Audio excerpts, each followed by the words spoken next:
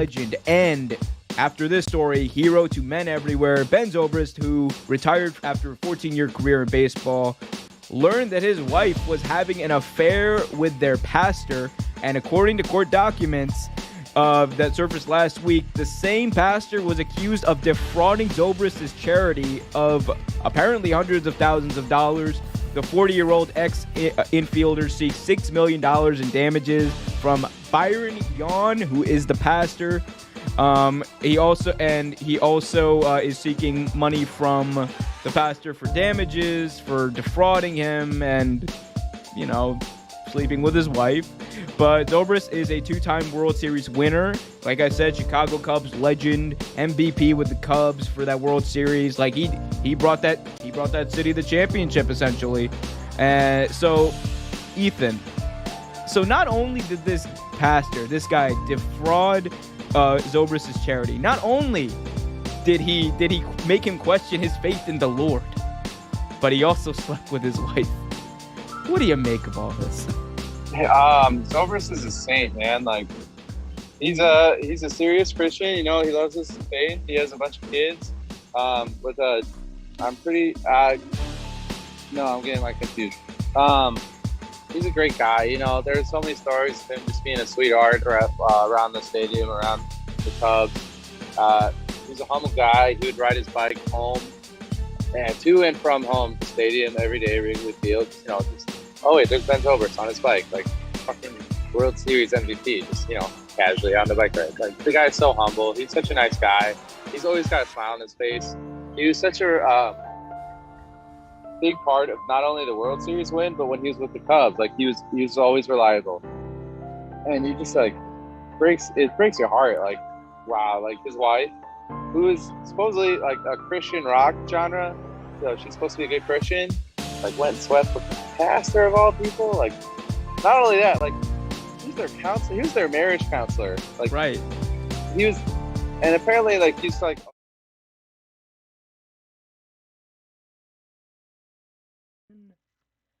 Damn. There we go. Hey, welcome back to the show. We're keeping it real. Goes right. Welcome back to Real Take Sports Talk live here on YouTube. And welcome to everyone listening on Spotify and Apple Podcasts and wherever else you're listening to this wonderful show today. I'm Umar from Real Take Sports, and we got a lot to talk about today. Ben Simmons got suspended, got kicked out of practice, and got his teammates all the way pissed off.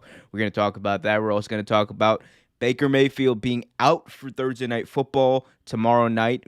That's going to be big for the Cleveland Browns and against their matchup in the Broncos. Case Keenum will get the start there. Also going to be talking about other news in the NFL, including a potential Deshaun Watson trade that might be in the works. And, of course, the Lions, the Lonely Lions, who are the only team left in the NFL without a win. We'll talk about them and Jared Goff's return game to Los Angeles this week. So all that and much, much more going to be covered here on Real Take Sports Talk number 60 episodes of Real Take Sports in the books, in the pocket, out of sight, and it has been an interesting, wonderful, whatever you want to say, type of ride, but I've enjoyed it immensely so far, and I hope to enjoy 60, 70, 600 more episodes here with you guys. If you're listening on YouTube, be sure to hit that like button, subscribe, and hit that notification bell so you get notified whenever a new video is released. Got daily videos on wrestling, football, NBA, and much, much more. Also, if you're listening on Spotify or Apple Podcasts, be sure to follow us, subscribe, do what you got to do. And also, if you're listening on Apple Podcasts, I should say, be sure to leave us a 5-star review. Let's get things kicked off by talking about Ben Simmons, who was in the news for multiple reasons over the past number of days. We talked about him last week. I said on this show, that Ben Simmons might be staying. He might end up staying. Boy, was I wrong after what transpired over the past number of days. So the NBA season, as we know, is tipped off just this week, and everyone was thinking, okay, Ben Simmons, he showed up to practice. He's probably going to play in the first game. There's not going to be any deterrence for that. Well, It didn't really end up like that. So Ben Simmons got kicked out of practice this week by Doc Rivers, and it was insane the way it transpired. So Ben Simmons gets kicked out of practice this week and suspended for the season opener by Coach Doc Rivers after refusing to join a defensive drill in practice. And let's just take a listen to what Coach Rivers and star Joel Embiid had to say about the entire situation. It was a distraction today. I didn't think he wanted to do what everybody else was doing. And it was early. It wasn't a big deal. Just told him he should leave then. And we went on with practice. No, I don't know. I mean, I'm going to give, like, every day, every single moment, I'm going to give Ben a chance to join the team and be part of the team. He's under contract to be part of the team. And so that's not going to change. Sometimes it happens quick and guys join back in. Sometimes it doesn't. I've been in both situations, and I'm fine with that. But at the end of the day, as a coach, I have to protect the team. Like I've always said, I focus on the guys that are here. But the one thing I'll say is that, since he's been back, nothing has really changed. The guys, we've been having fun, sharing the ball, moving the ball, focus on the guys that want to be here and, that want to play, that want to be part of this. But I do think, the year is going to be fun. I like the guys that we have, humble, like to work hard, that do work hard, and I think we're going to have fun just playing with each other, and So there you heard both Joel Embiid and Doc Rivers make it abundantly clear that Ben Simmons apparently did not want to be there. Ben Simmons acted like he didn't want to be there, and Joel Embiid, interestingly enough, we didn't hear it in that clip, but he would go on to say that, it's not his job. He's not here to babysit, quote, Ben Simmons. So, there seems to be a lot of not only distrust between the two sides, but honestly, I think a little bit of bad blood, the way that things have gone down. Like, look, Ben Simmons asked for his trade in the offseason, which he is more than entitled to, and I support. The imbalance between the ownership and the teams and the players is terrible. And, there really wasn't a balance until players were allowed to make these trade requests and really work with teams on that. So I am in full agreement with Ben Simmons in his request, in his desire to get a trade. That is fine. He can do that. That is his prerogative. But if we're talking about who is in the right and the wrong right now, the way that things have played out, as far as Ben Simmons getting suspended for the season opener, he didn't play. As far as Doc Rivers, kicking him out of practice and suspending him, and Joel Embiid saying that we have to worry about the guys who are here. 100%, this is on Ben Simmons, and this is not on Joel Embiid. This is not on the 76ers. 76ers tried to trade him, and guess what happened?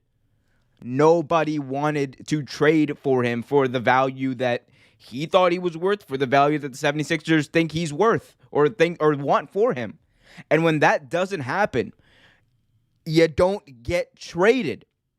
So I don't think it's in the 76ers, wheelhouse to be wrong here. I think Ben Simmons is in the wrong here.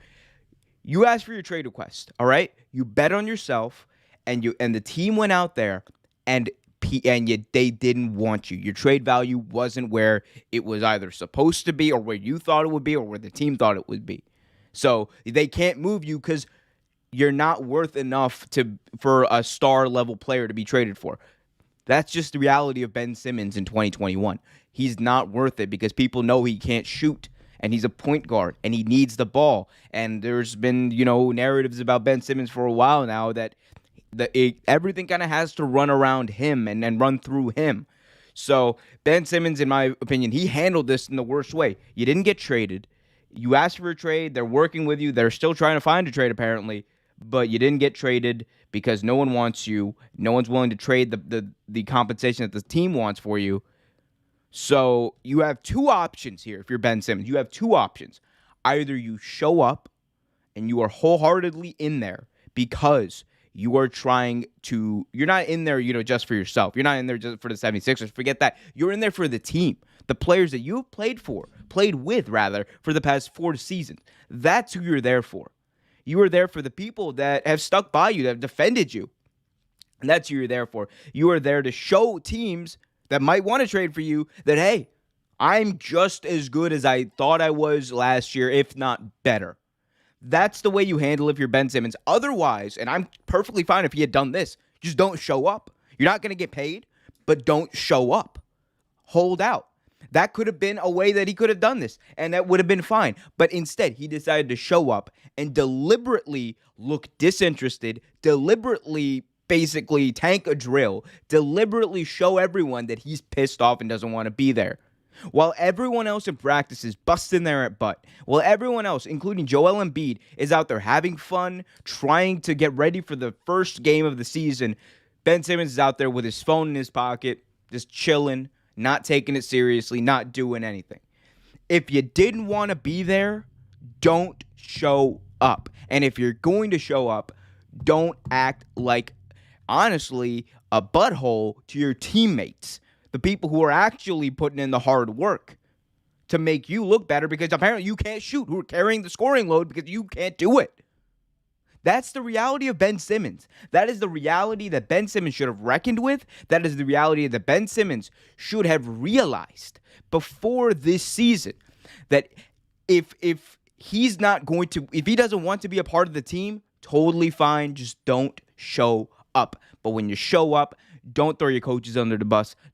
Especially don't throw your teammates under the bus because they're trying to get paid too. They're trying to win. They're not trying to have these distractions from the team. So that's my take on this whole situation. Ben Simmons, it was in the right when he asked for a trade. He was in the right if he didn't show up. In the wrong completely by showing up and doing what he did because it was disrespectful to his teammates. Forget the organization. Take that completely out of it. Disrespectful to every single one of his teammates. And if he has any class, any respect for the other players, he should go up to each of them and apologize. Apologize. Whether or not he comes back, I don't care. But apologize for the way he acted in that one practice because that's not showing who a leader is. That's not showing leadership. And if anything, that's showing to other teams that might want to trade for you that you're nothing but a distraction. And that maybe the narratives about you, that everything has to go through you, that everything has to be Ben Simmons oriented, that everything, even off and on the court, has to be centered around you. You're proving those narratives right by doing that. So, I mean, I don't know. I feel like I'm preaching to everyone with sanity here. It doesn't make any sense. And look, as far as where they go from here. So where do the 76ers and Ben Simmons go from here? He's suspended. He showed up to practice disinterested, didn't want to be there. Coach kicked him out. I thought coming into the season that if he had shown up, the situation was tenable at least until the trade deadline. Now I think less so. I don't think the players want him there after the disrespectful showing he had in practice.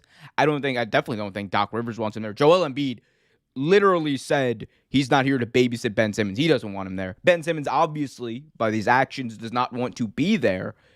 So I think, he's not going to play, I think, for a little bit. I think you're not going to see Ben Simmons play for a little bit if I had my guess, because this whole situation has played out terribly. If he's there, and maybe he can have some sort of discussion with the coaching staff and Joel Embiid and all the other players. And if he apologizes, then maybe he can play for the rest of the season. But I think by the trade deadline, by hook or by crook, for whatever they're going to be able to get for him, Ben Simmons is no longer going to be a 76er. I think you can take that to the bank at this point. There were hopes that this could be, brought to a much better resolution. Before the season, that maybe Ben Simmons comes back, maybe they figure out the offense better, maybe they get it more involved in the paint where he's actually better at, but that's not what happened. Ben Simmons didn't show up until a few weeks ago, and then, last week rather, and he just quit on his teammates in practice. So I think when you do something like that, and you can have problems with the organization. People understand that. That's part of the business. That is part of the bargaining that goes on when you're a player, because organizations have so much power over you. when you throw your teammates under the bus and show that level of disrespect and show disinterest in practice and show that you're going to be a distraction and your teammates have to answer questions about you nonstop afterwards, and it's no longer about the team, it's about you, Ben Simmons, that's when you become a problem. That's when your teammates lose respect. That is when teammates don't want to play with you, quite frankly. And you really think people looking in to trade for Ben Simmons are going to want to bring someone like that in? And it's not even about talent at this point. Ben Simmons is a great passer of the ball. He is a great passer of the basketball. He has great court vision. He's good in the paint. He just can't shoot. And that doesn't help his case either. It'd be one thing if he could shoot. He just can't shoot. So as far as what they get, I have no idea what they'd be able to get. They're not getting a star. The James Harden for Ben Simmons deal, pipe dream. This even this is a long shot, and I thought it could be a possibility until now. Kyrie for Ben Simmons, even though I don't know if the Nets want to bring in someone who's going to be a distraction in a different way than Kyrie is, granted, but a distraction nonetheless. I don't know about that, and I honestly don't know how he'd fit into that offense, honestly. But it's going to be difficult, to say the least. It is going to be near impossible, in my opinion, to find a trade partner that is willing to give up an all-star level player for Ben Simmons in a trade with the 76ers. That is, I don't think that's going to happen. Unless you want to trade for, I don't even know. No, it's not going to happen. I tried. It's not going to happen. Ben Simmons is going to be traded for a lot of good role players maybe, and maybe some picks, but nothing else. They're not getting all-star, all-NBA level talent back. That is just not happening. The only outlier scenario would be the Kyrie scenario, and that is if Brooklyn and KD are that adamant about, one, getting Ben Simmons, and two, getting rid of Kyrie Irving, which I'm not sure where they're at. I think on the latter, they're definitely open to probably trading Kyrie Irving because it might be beneficial for both sides at that point so he can play. But I don't know if Ben Simmons is a player you want to get in exchange for a Kyrie Irving. I don't know if that's the guy you want. So a lot to be worked out there in Philly. A lot to be worked out indeed. But one thing's for sure, man, Ben Simmons was wholeheartedly in the wrong for his actions at practice. Like, you can't do that. You cannot do that to your teammates. It's not their fault, all right? Even if you have problems with the organization, it is not their fault. So you can't do that. It's unprofessional. It's just, again, throwing them under the bus. You can't do that, bud. But let me know what you guys think in the chat. Let me know what you guys think about this and anything in sports, quite frankly. Hit that like button, subscribe, and hit that notification bell so you get notified whenever a new video is released. We got daily videos, some streams throughout the week. Probably going to do a Thursday night football stream for the Broncos and the Browns game, which actually we'll be talking about in this next upcoming segment, actually. But we'll be doing that. We'll be talking about all the stuff that's going to go into that. But be sure to hit that like button, guys, subscribe, and hit that notification bell so you get notified whenever a new video is released. All right. So let's do exactly what I just said we were going to do and talk about the Browns and the Broncos. A lot to be talked about there as I am fixing around my graphics, and I have no one to distract from me. This is what happens when all my co-hosts on this show flake, but it's okay. Anyway, so let's talk about it. So the Browns and the Broncos will do battle on Thursday night football this week. Browns quarterback Baker Mayfield will not play due to an injury to his throwing shoulder. He's been dealing with his torn labrum all.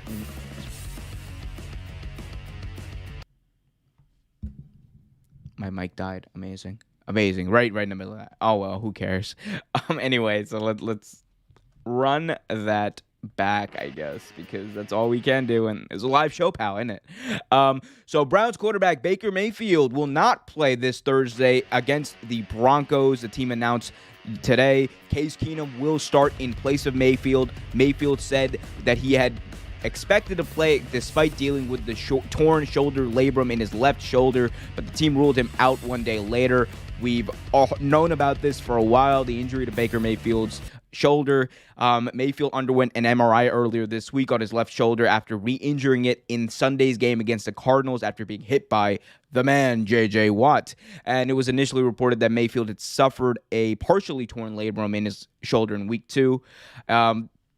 So a lot to break down here, a lot to talk about. The Browns are also, quite frankly, dealing with more injuries than just Baker. Here's a list of other players who could potentially be out in this next game. You have both running backs, Kareem Hunt and Nick Chubb, who the latter of which, Nick Chubb, runs their entire offense. Like, he is the catalyst of this entire offense. You have Jarvis Landry, who might be out. He's been injured most of the season. Odell, obviously, still rehabbing. Their offensive tackle, Jack Conklin. You have Jarrett Willis on the other side. J.C. Treader, their center. And linebacker Jeremiah Owusu-Koramoah. So they've been dealing with these injuries all season.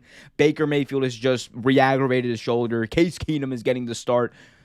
And they're playing a Broncos team that you thought, for the Browns at least, this would be not even so much an easy win, but very winnable game, and a game that they needed after playing teams like the Cardinals, who were 5-0, and having a little bit of a tough schedule, dropping some games. But lo and behold, here they are.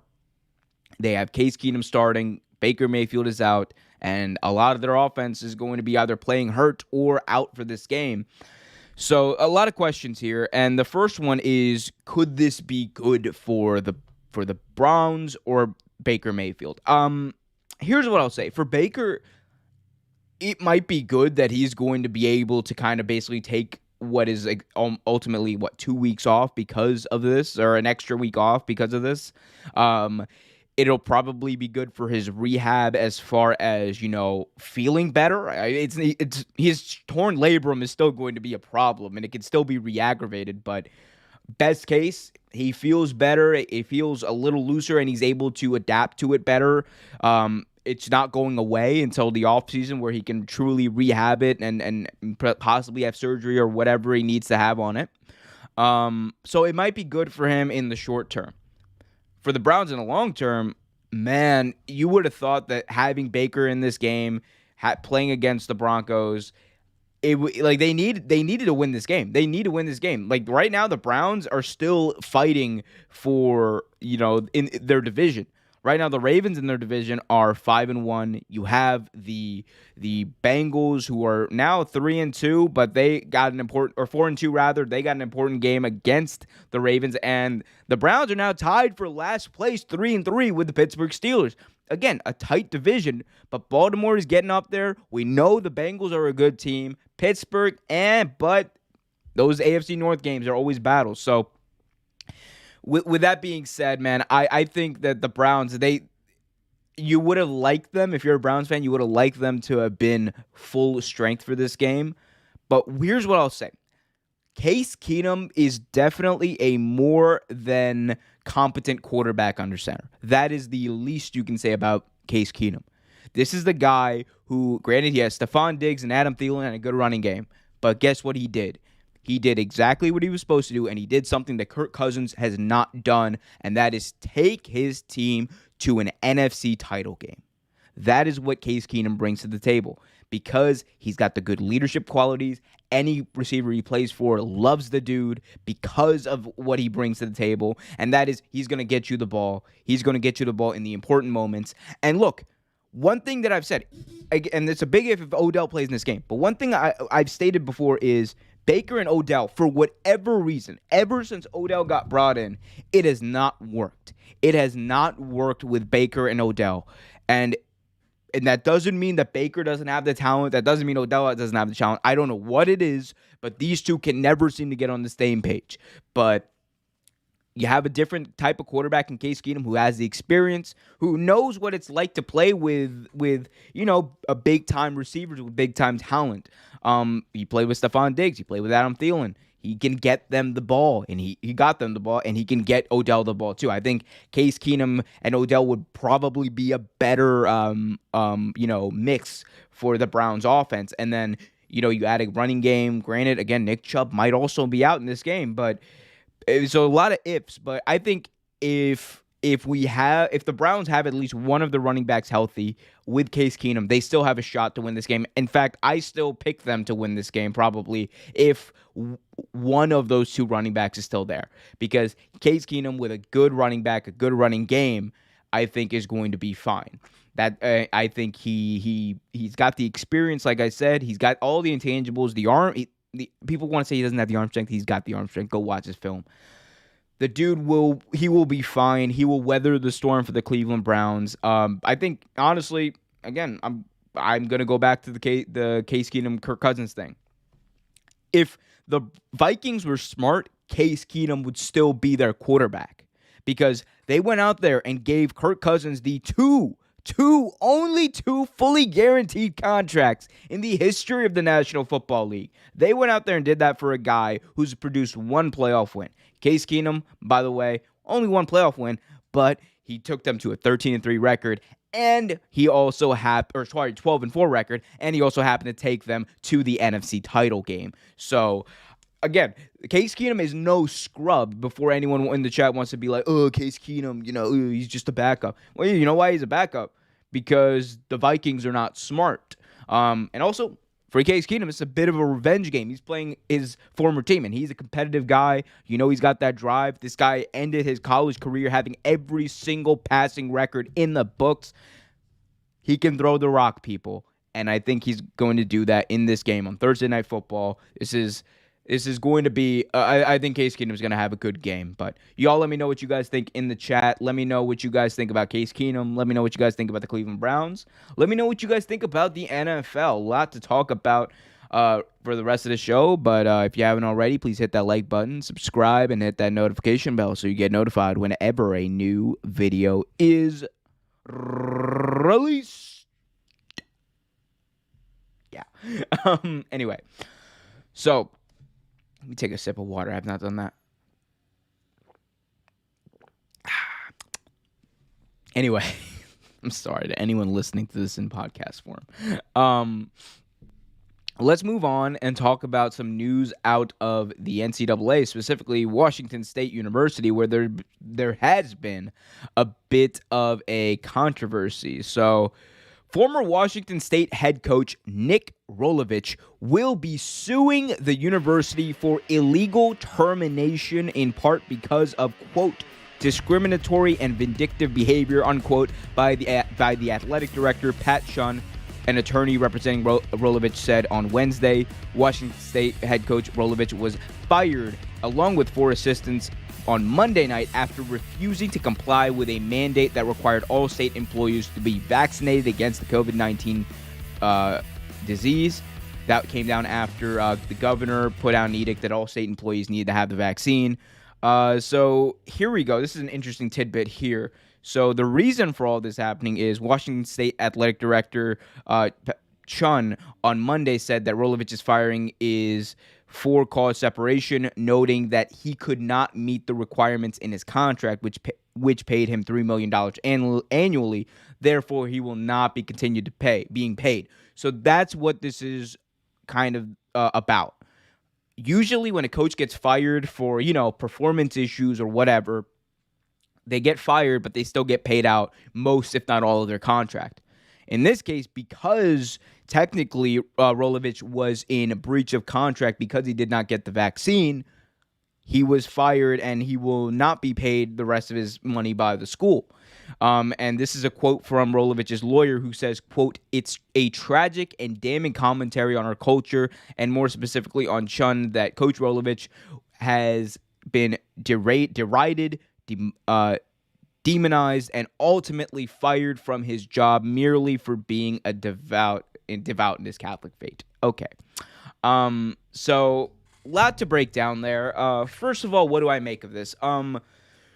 So it's interesting because we're seeing this conversation kind of play out on a national level. We're seeing it play out, in different walks of life, not just sports, not just politics, but every single walk of life. And it's always interesting when this plays out, but here is what I will say.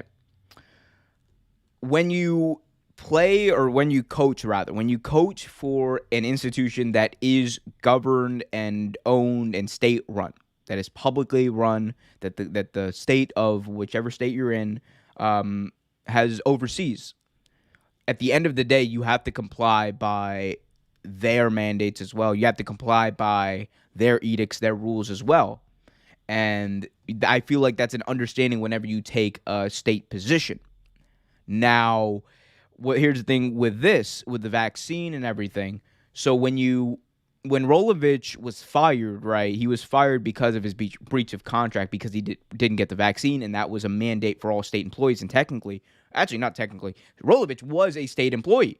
And I think that's something you understand when you work for a state institution. So for me, the reason why he's doing this is because he's obviously not getting paid. I feel like if he was getting paid, it would be a different situation. But because he's not, obviously Rolovich wants to get that money back. And if I had to say who's in the right, who's in the wrong, I would say Rolovich should have probably known that this was coming. And honestly, he is in the wrong because the state had its laws, it had its rules, and Rolovich had to basically abide by them from the forefront. And let me be clear, the Washington State does have some exemptions here. There are some exemptions for people not to get the vaccine. That's for health reasons and et cetera. I don't believe that there is a religious exemption, so I guess Rolovich's Catholic faith did not apply to this. But my thing is just, it is very disappointing when I see things like this, that people are willing to get fired, then spend money on lawsuits, and, eventually probably lose lawsuits or come to a settlement that doesn't come near the amount of money they were supposed to be paid because of what I personally believe are stupid reasons. And I believe that not getting this vaccine and throwing away $3 million annually and not coaching a Washington State University, which is a big-time football program, D1 football program, it's silly if you're willing to throw that all away for a vaccine. Especially when most people, even Catholics, I know a lot of Catholics who are vaccinated. Most of the Catholics I know actually are vaccinated. And trust me, I know a thing or two about Catholics, but I digress. Okay. But it is just silly to me that someone would throw all that away for a simple, effective, and honestly, in a lot of ways, life-saving treatment vaccine that takes a minute, if that, to actually not even a minute, a second to get into your body and actually helps you fight a pandemic that is ravaging the world right now, has been ravaging the world for over the past year and a half, and that we are just gaining some immunity to. It is always going to be silly to me, personally. It is always going to be silly to me that these people are willing to throw away all this money, all this opportunity for what I deem to be not a big deal. Now, if that's your faith and that's what you believe in, then okay, I understand that. And that's fine, and laws, things aren't perfect. And when governments and politics have to take these things into account, you're not supposed to take religion into account. It's separation of church and state, and I understand it can be frustrating sometimes, but them's the breaks. Wow, yeah, I thought that was a lot more serious than I thought it was going to be, but hey, them's the breaks, man. Rolovich, if you didn't want to lose $3 million, you probably should have just gotten vaccinated. Because I definitely know that people high in the Catholic Church are vaccinated. I know Pope Francis has talked about the vaccine, and I don't think that Catholicism actually says that you should not receive medical treatment. But okay, cool. I know too much about Catholicism and where the Pope and the Church kind of stands on this stuff to really let this slide without saying that. Come on, man. Like, you're going to use that as your excuse? Really? I mean, it's your right to use it as an excuse. It's your right to do that, no matter how wrong it might be in both practicality and theory. It's your right, but we'll see. I don't think it's going to get him $3 million back, though. I'm not going to lie. It's not going to get him $3 million. Anyway, Let me know what you guys think, though, in the chat. Be sure to hit that like button, subscribe, hit that notification bell so you get notified whenever a new video is released. Let's move on and talk about one of the most interesting matchups this week in the NFL, and that is the return match of Jared Goff, the return, rather, of Jared Goff to Los Angeles. So let's talk about that. Jared Goff will be making his return to LA this Sunday when he plays the Los Angeles Rams in Los Angeles in SoFi Stadium. The former number 1 overall pick said, and I quote, "I'm going to play the game just how I would any other game, and to be honest, I'm not worried about feeling some type of way once the game starts. I really don't." So he said that, but he also said that, if he's being honest, he does have a little bit of a chip on his shoulder about this game, and that's truthfulness. That's good to see that. Goff was obviously traded back in March for multiple draft picks in exchange for Matthew Stafford. Matthew Stafford is in LA now. Stafford has the Rams off to a 5-1 start, while the Lions with Goff are currently winless and the only winless team in the league. John McVay actually weighed in on this as well. So McVay said he, quote, wishes there was a better and more clear communication with Goff at the time he was traded. And Goff kind of acknowledged that too. Goff felt kind of blindsided by the move after having no contact with McVay or the Rams for the time in the season after the season ended. And he kind of just received a call about the trade when it happened. So a little bit of weird communication when that all went down. Goff still ranks second in Rams history in completion percentage with 63% and second in franchise history in passer rating. He was voted a team captain 3 times after, of course, being the number 1 overall pick. And he also took them to a Super Bowl, which, again, he played very well leading up to that Super Bowl. He played exceptionally well that season. I believe 31 touchdowns to 13 interceptions, something in that mold. He played exceptionally well in that season, that 2018 season. So, all that being said, what do we think of Jared Goff's return to LA? I think Jared Goff is someone who has gotten a lot of flack, and I don't think it's necessarily his fault. I think this is a guy who people, deride a lot, and it's easy to do so because he's a number 1 overall pick, and he has such a great offensive coach when he was in LA, and they were doing so well when Todd Gurley was there. They were doing so well under Sean McVay that it's easy to overlook, the guy who was going out and executing his offense. And granted, Matthew Stafford's going out there and executing his offense better, but Matthew Stafford's also a better quarterback than Jared Goff. No one said that he wasn't. But to say that Jared Goff is a bust, Jared Goff is a bad quarterback, Jared Goff is is a backup at best, that's just asinine.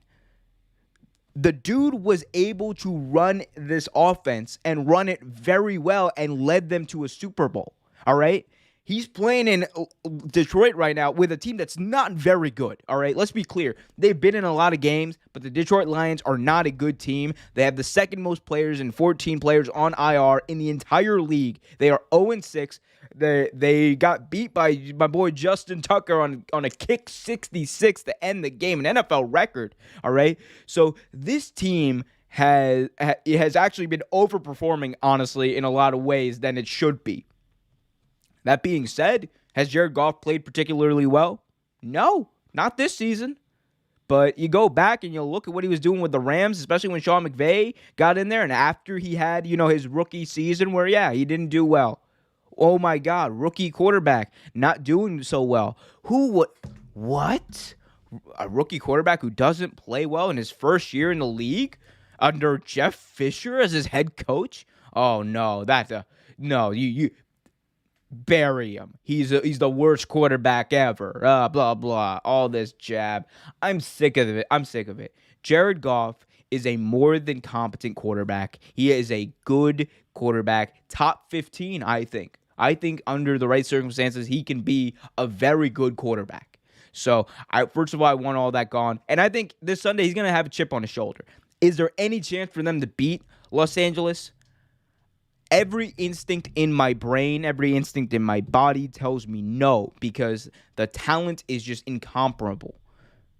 Aaron Donald is probably going to get Jared Goff on the floor. Jared Goff is probably going to throw a pick or two. Matthew Stafford, probably going to tear that secondary to shreds because it's god-awful. But, and this is a big but a but nonetheless. Every so often, there's a game that people write off as, we know who's going to win that. Every so often, there's a game that, one team is just so much better than the other team. It's almost an afterthought. The game shouldn't even be played, right? And it ends up being a trap game. And I think this game, to me, has trap game written all over it, and it has very little to do with the talent. The talent, obviously, is not there. The talent, if you factor in talent, then there's never going to be a trap game in NFL history, yet we have multiple trap games every year. I think the circumstances for a trap game are right here. You have a quarterback, big chip on his shoulder. He wants to get a win. You got a team that is winless, that wants to get a win and probably wants to get a win for their guy, knowing the circumstances they're playing in, knowing they're playing at SoFi Stadium, knowing that Jared Goff, knowing that he's playing in a stadium that he believes he should have opened up, that he believes he should be playing in right now.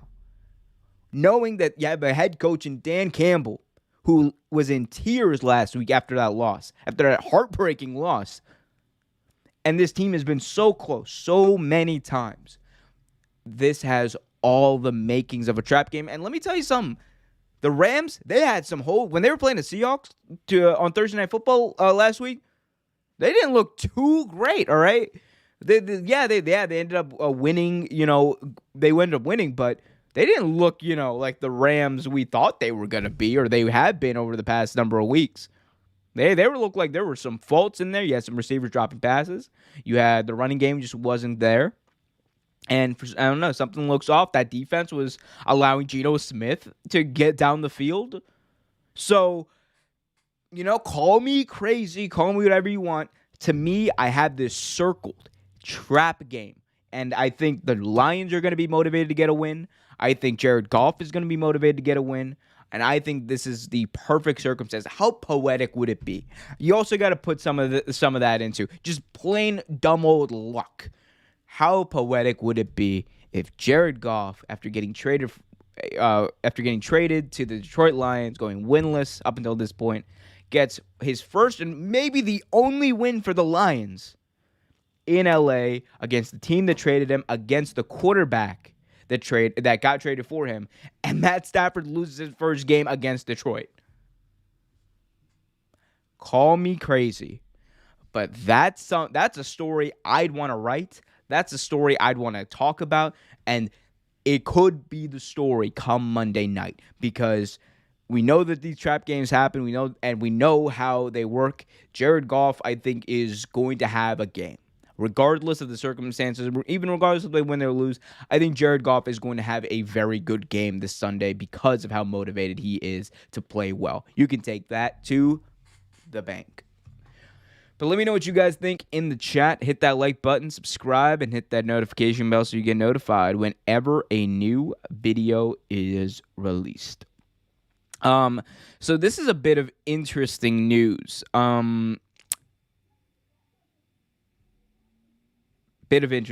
Sorry.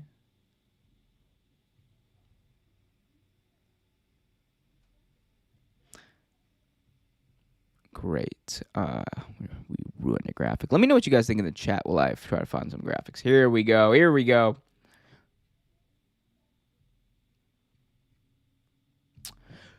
Anyway, so Deshaun Watson. We finally got an update on Deshaun Watson. Deshaun Watson could possibly be on the move as early as this week as the November 2nd trade deadline approaches, just 2 weeks away. It has been rumored here that the Dolphins have been talking to the Texans about Watson off and on for months. Those talks have been intensified into serious negotiations after losing to Jacksonville in London, which is now the Miami Dolphins' 6th consecutive loss. The Dolphins seem to be more determined than ever to finally execute the Watson trade, and that is from the Houston Chronicle right there, a report from the Houston Chronicle, and this would be big. We've heard a lot of talk about Miami possibly being the team that would trade for Deshaun Watson. Deshaun Watson is obviously not playing right now because of the numerous sexual assault allegations against him and the legal proceedings that are coming out of that. So, and to be clear, the NFL has not made any judgment on him yet. They have not suspended him. The Texans are just have him on the roster and are not playing him. So that's what's going on there.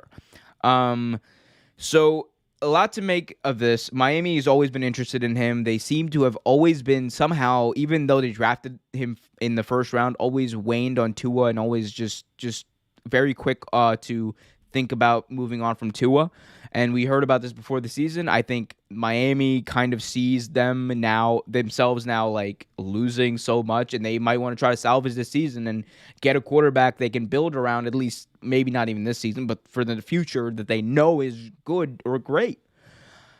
And I think generally from a football standpoint, this would be a good fit for Miami. You have an established quarterback who knows he can get the job done, who's got some pieces, who's got the ability to make things work. And I think this defense is very good. Deshaun Watson is going to thrive off of that. So he'd be a good fit.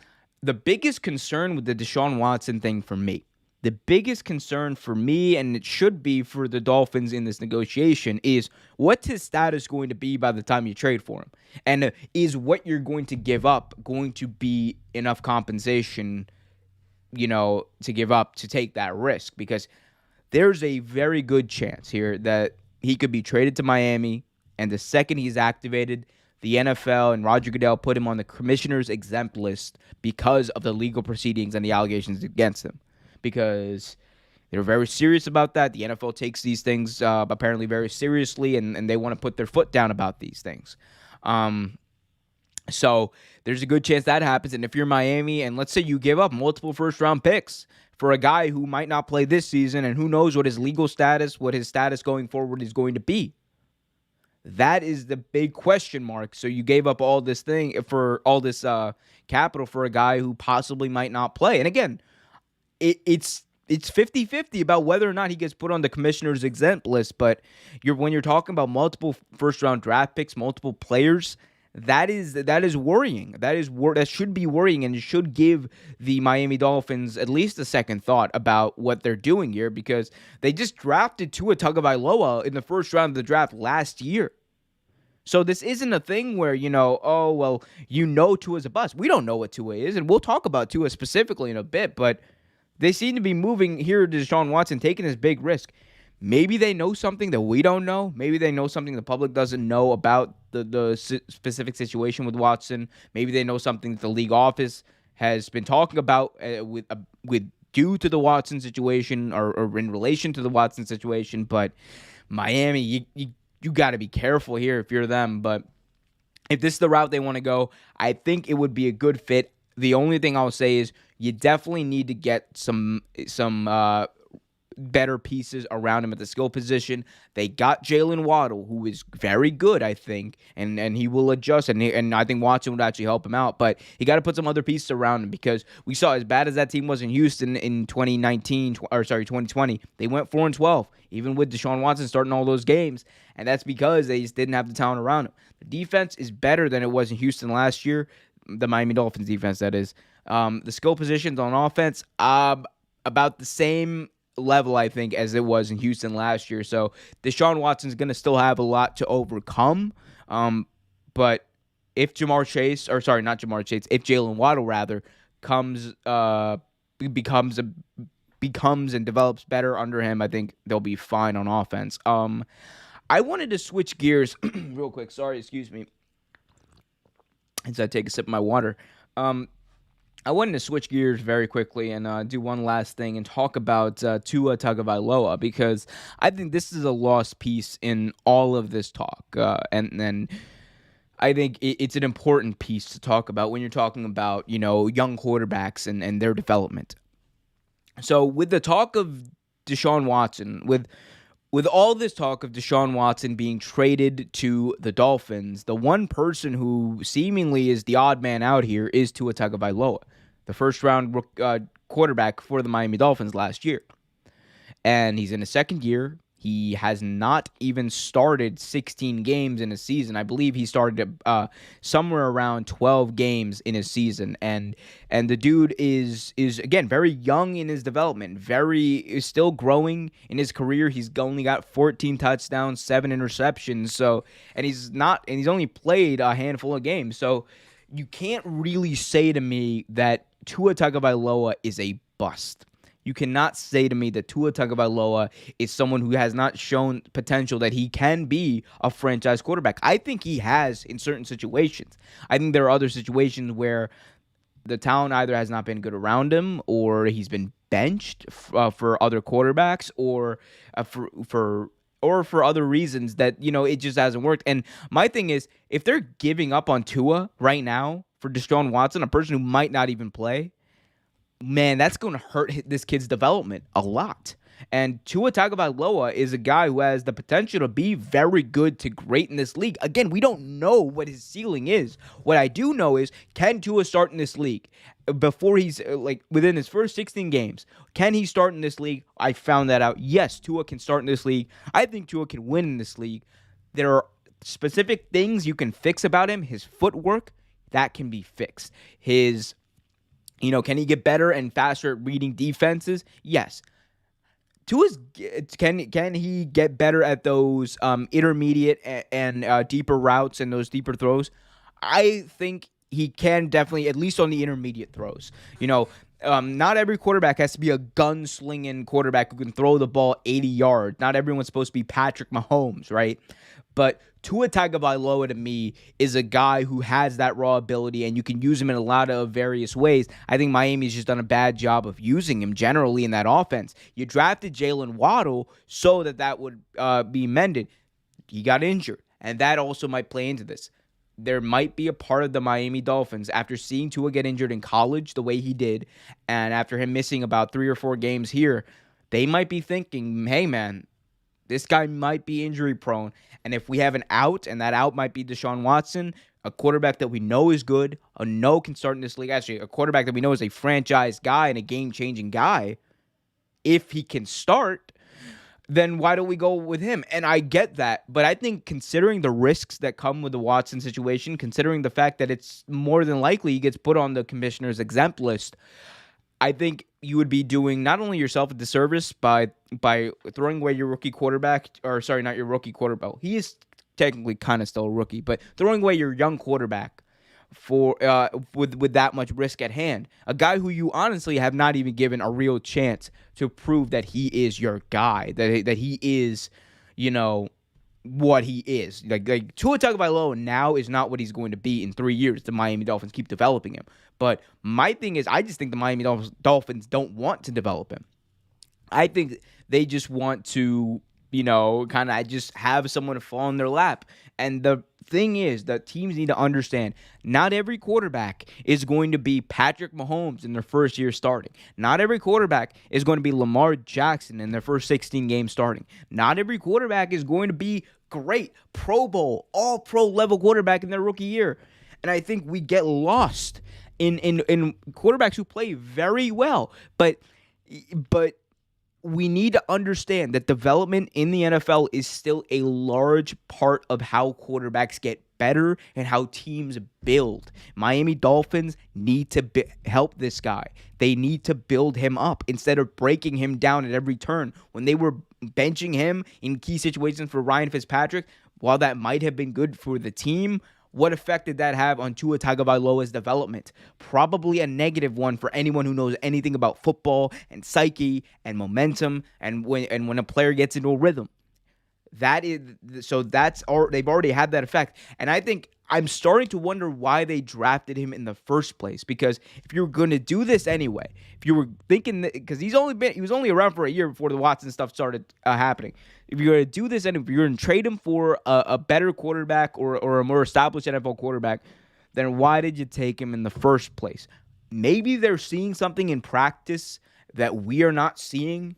But from what I've seen on the field on game day, I don't see the reason that jumps off the page to me of why Tua Tagovailoa is so expendable that they would be willing to gamble their entire draft future away and possibly Pro Bowl players away on their team for Deshaun Watson, who possibly might not play this season. So that's just the way I feel about that. Let me know what you guys think in the chat. I think that's going to just about do it for today. Very quick show, but we'll do another live stream, I believe, tomorrow night for Thursday Night Football. It's going to be the Browns and the Broncos game. We'll talk about that. We'll do something special for that. Have fun. Anyway, guys, if you haven't already, please hit that like button, subscribe, and hit that notification bell so you get notified whenever a new video is released. Also, remember to follow us on Twitter to keep the conversation going on Twitter at Real Take Sports. Follow us on Instagram and Facebook at Real Take Sports Talk. And be sure to hit that like button, subscribe, and hit that notification bell. Leave a 5-star review on Apple Podcasts. Follow us on Spotify, all that jazz. Until next time, I'm Omer, and keep it real. Cubs legend and, after this story, hero to men everywhere, bends over his food.